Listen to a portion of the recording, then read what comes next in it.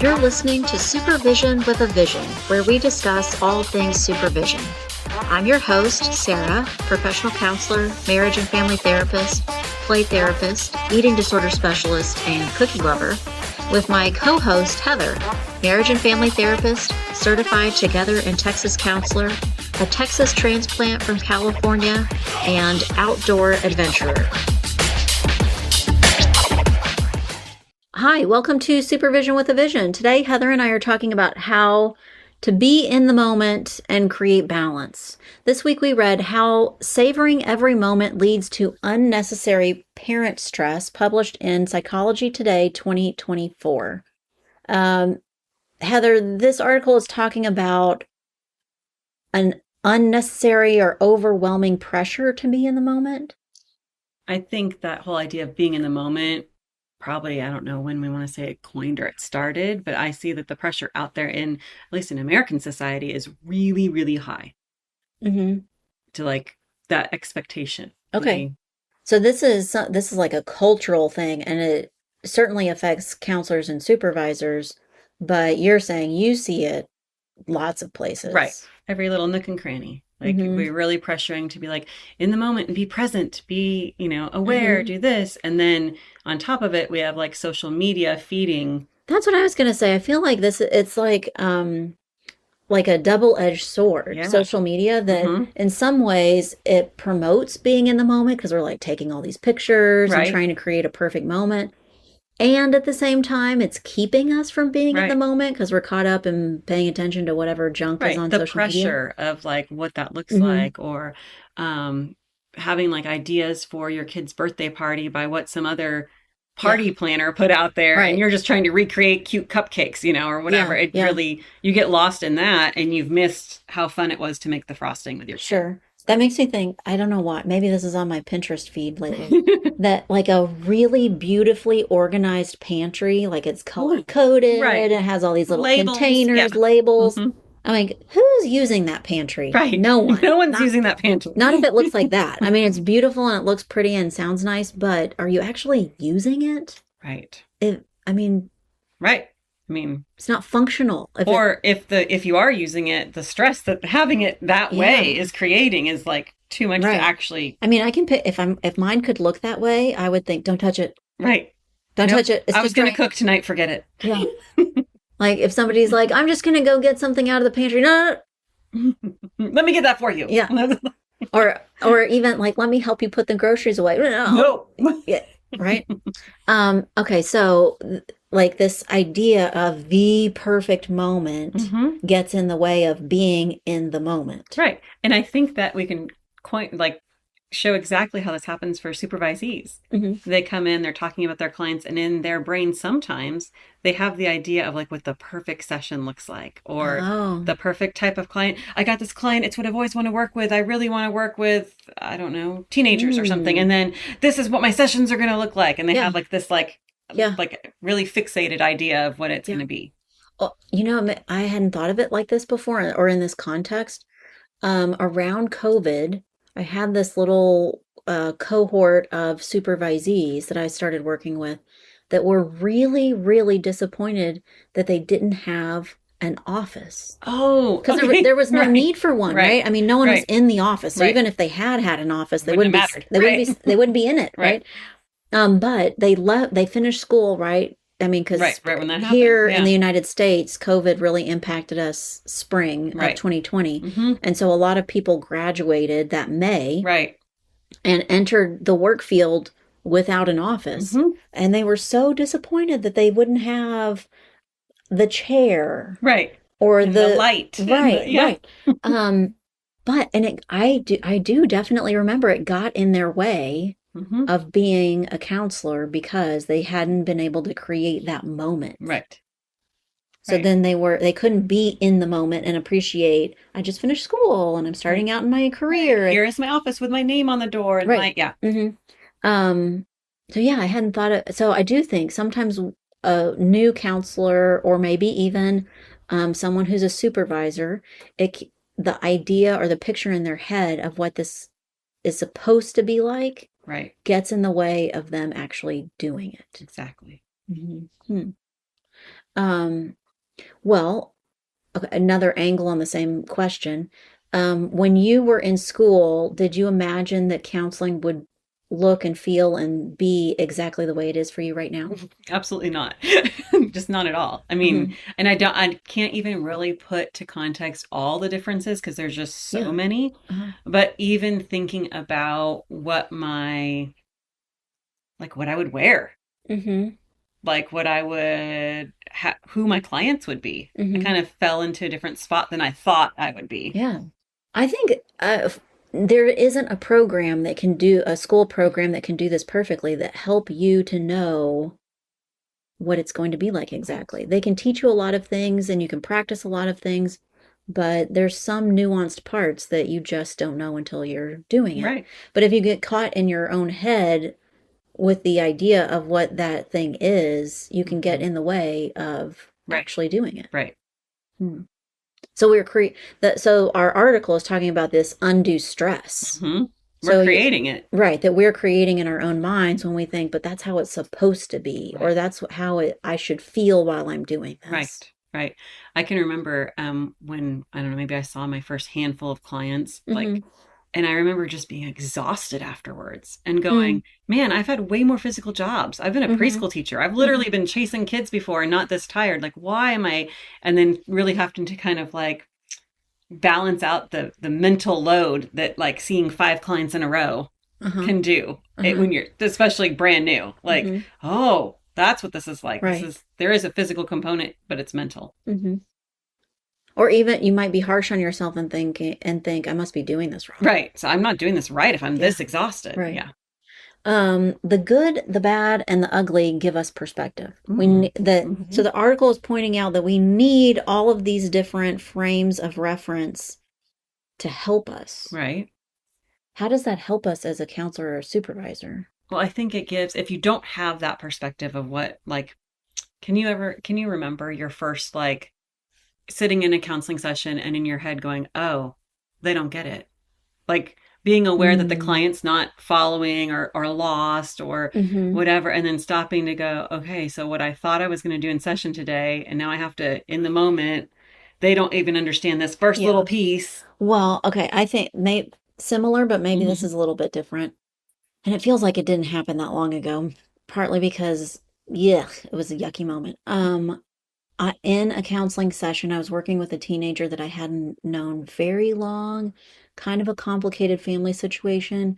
And this kid wanted to use they, them pronouns. Okay. And part of the confusing family dynamic was that every person in the family had a different opinion and reaction to that. Okay. So mom's house, dad's house, and at dad's house, there were 2 very young siblings. I think like toddler age, even like 2 or 3, maybe 3 or 4, but kids that were old enough that they were speaking, but not pretty young. Able. Yeah. The kids didn't understand pronouns, obviously, because they're like 2 or 3, right? And so within this session, and we were talking about family, I misgendered my client. Yeah. And as soon as it came out of my mouth, I knew it and went like, ah. Right. Why did I do that? Yeah, right. And I was so upset with myself and and I was really, really focused on doing that correctly. So it probably made me even more annoyed. Right. You're like, dang it, I've been trying so hard. And the kid was so upset. Instantly, the kid was so upset. And so I'm kicking myself. Right. And the kid is upset. And I thought, oh, I have just really derailed this. I have so messed up. Right. But I think that like, so in relation to what we're talking about, like having a moment where I'm mad at myself because I didn't meet my expectation, but also, is there good in that? Is there value in that I didn't meet my expectation? I think so. Yeah. I mean, I think that's how we grow. That's how we get better at our job. Maybe, I mean, the end of how that went was that I think that I saw that kid maybe one or two more times. Mm-hmm. And then basically this, I mean, no one, parent or kid didn't ever say, this is why we're not going to see you anymore. But I think it definitely influenced why they didn't continue to see me. But it's stuck with me. Mm-hmm. Right. Learning that, or impressing upon me the importance. I already Yeah. appreciated it, but I'm going to remember that kid. Absolutely. And and all of those dynamics for a long time. So I do think it gave me perspective, and I Absolutely. learned. What about as a supervisor? I mean, I've had a couple of these. I think you've had a couple of supervisees that were hard, challenging. Right. Right. There may be, it is the difference in perspective or not being able to have perspective if they are just locked in to what Hmm. they need it to be or how they. Oh, I'm thinking they were challenging for us. Mm-hmm. So if if we only ever had easy peasy A Right. plus supervisees, would we really? Appreciate how easy they are. Right. Or would we grow our supervisor skills Right. if I think they're that's always right. just If like, they always just did every single thing perfectly, hmm then we wouldn't. Yeah. right. If every single one of them of our supervisees were the ones that showed up with meaningful topics they Mm-hmm. wanted to discuss, easily agreed, asked great questions, learned at a reasonable pace. I Right. mean, then those are fun. Sure. But we would just sit there and nod along. There wouldn't Right. be. Yeah. They would definitely be coasting, not Right. not learning to keep riding up the hill. Right. And that maybe we wouldn't even know when that perfect, Right. Mm-hmm. seemingly perfect supervisee, we wouldn't realize when they were having a hard time because we Right. wouldn't have perspective on the Right. ones that are having a harder Mm-hmm. time or learning or growing more quickly. Maybe Right. we would lose that Well, and maybe you perspective. wouldn't really like, not only would we lose it, that perspective, but maybe also if it just became kind of like rote, if you did get one that Mm-hmm. was just sort of struggling, not even really having a hard time, it might feel worse. Like Mm-hmm. it just would feel like, Yeah. oh, but you still didn't get it, or you still didn't Right. change, or, Right.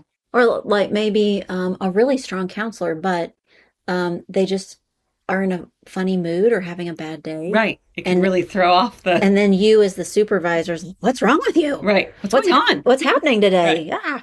That we would lose I perspective. think that's Do you true. think that Yeah, is that what this means? absolutely. That if we um are so focused on being in the moment and have these high expectations of ourselves being in the moment and Hmm.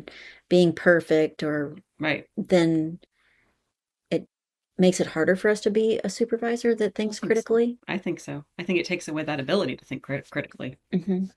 Do you think I hadn't, I just said that. I mean, Right. we just threw that out there as thinking critically is one of the benefits Hmm. of challenging moments or Right. not having the perfect moment or Exactly. Like no. not having the perfect moment, so there's no Hmm. balance to it all. Hmm. And even so, then us as supervisors and counselors, um, we aren't improving our critical thinking skills if every day is just a breeze. Right. Every client, every supervisee. Right. And I think they even Um, taught, I mean, I have, and you have too, like when you're in a clinic base and all of your clients are similar or they have similar things going on. And then if you step away from that and do something different, or mhm. you all of a sudden get this new perspective that's like, oh yeah, that, because if you get kind of locked in to what something is day in and day out. Oh, yeah. And I think there's places out there, we've talked about this before, that kind of have like a, well, you're here for week one, and week one we do this, and week two you're going to learn about this. And if you're locked into that, you lose a little bit of perspective on Mm, the skills don't get right, sharpened. right. Huh. I was thinking the good, the bad, the ugly, and getting stuck in one of those grooves, kind of. Staying there, yeah. My first job out of school was a really tough population. It Mm-hmm. was, it wore on me. It Yeah. was difficult. And because I just saw tough, sad, scary situations every single day with Mm-hmm. every kid I saw, I started to think all kids Right, would be this, yeah. were like that, that Mm-hmm. all kids had tough, scary, Right. terrible things happening. Um, and to help myself, I started volunteering and helping out with a little group of swim team Oh, good. kids Yeah. because they were just for To have to something have different. Yeah, to get to see kids doing something different and playing and having fun and being okay and safe and taken care of. Right. It helped Right. to have that perspective. Absolutely. So then maybe thinking about the next step. If we get this idea, we really appreciate it. What can we do, or what are we already doing to give that to ourselves? Right. What are we doing to make sure we have that perspective? Because it's not like we want to give ourselves the bad, you know? Well, like a balance, I guess. Yeah. About how do we have a balance between striving for high expectations and the perfect moment or the perfect fill in the blank, Right. but also being realistic with ourselves and going, okay, not every moment's going to be perfect, or not every session will be perfect. Right. And this comes into, I say flexibility and allowing yourself to see that there's another option. I think in mental health, especially, we have to have that. And I think we as supervisors do it often without even realizing how flexible we are with our own supervisees, because they have to learn their way of doing it. And so it's not Sarah or Heather, it's them. And I think having that kind of flexibility can change maybe overall what it looks like from the get-go. Okay. Like going in a little more open, a little more, we can't predict everything that's going to happen. Like what I think, I'm sure it's a meme or something, an Instagram post somewhere. But are you describing like the mentality or the idea that like what's one of them is broken crayons color right also. Just the same, right? Yeah. Or when you let go of the idea that all the Play-Doh colors have to be separate is when things really get good. That kind of idea that it can be messy, but messy is good. Right. There's some goodness in that. Yeah. I think I find myself doing that with, like we said, like the perfect office or the perfect session, that I will let myself do that or feel that when the office doesn't really need to look perfect. Right. Right. You're like, okay. I have in my office right now, I have this table that is really useful. I mean, it was like a good little thrift store find that it's just a good little table that has two leaves, and so you can put them down, and so then it's a good size for two people, or you can put them up and maybe you can fit three or four. But what it gets used for is games and art activities. And recently I've been thinking I need to take it out and repaint it. Okay. That it's like in a little beat up and it, has some paint stain, like blue spots that I can't get rid of. And I will wipe it down and clean it off and think I gotta pull this out one weekend and paint it and put, and then I think, why? Right. So it can get more blue spots on it. You're like, aren't we still gonna do the same things on it that we were doing before? And I think, back to the crayon idea. Like if every time a kid opened the box of crayons in my office and they were all perfectly sharp and pointy and the paper was like brand new and crisp, there would be some kids that would hesitate to use them. They'd be like, never mind. I can't touch it. Like, oh, that looks so sharp. Yeah, that's so pretty. I don't want to mess them up. To have some of it look used, well worn, loved on, makes it better. Absolutely. So then, okay, could we apply that to us? The counselor, used, well worn, loved on a little bit. We're better. Right. We don't have to have it pristine. Go a little softer. Yeah. So then does that also then think crayon counselor us? If you come into the office one day and you've got lunch spilled on your shirt, or maybe you come in and like your hair's a little crazy because it's windy. It's windy. And so you look like, like you've been out in the wind. All of those things are okay and they make you better. Yeah, they make you more real. And being more real probably, makes your client more comfortable or your supervisee. Right. So the last point is, so these expectations can get in the way. Or the expectations of the perfect session or the perfect office or the perfect counselor or supervisee get in our way. They get in the way of the good stuff. If we're so focused on what the other, like what it should be or how it should look, then we're missing like the actual greatness that's right there. Wow. And ourselves, supervisees, clients. Right. This makes me think, so how are we going to be messy today? Good. messiness. Something messy. Right. Something messy, something fun. Well, Heather and I appreciate you listening today, and we would love to hear suggestions for future episodes and also how you strike a balance between being in the moment and appreciating messy and also holding expectations for yourself and your supervisees. That's right. Thanks today for listening to Supervision with a Vision.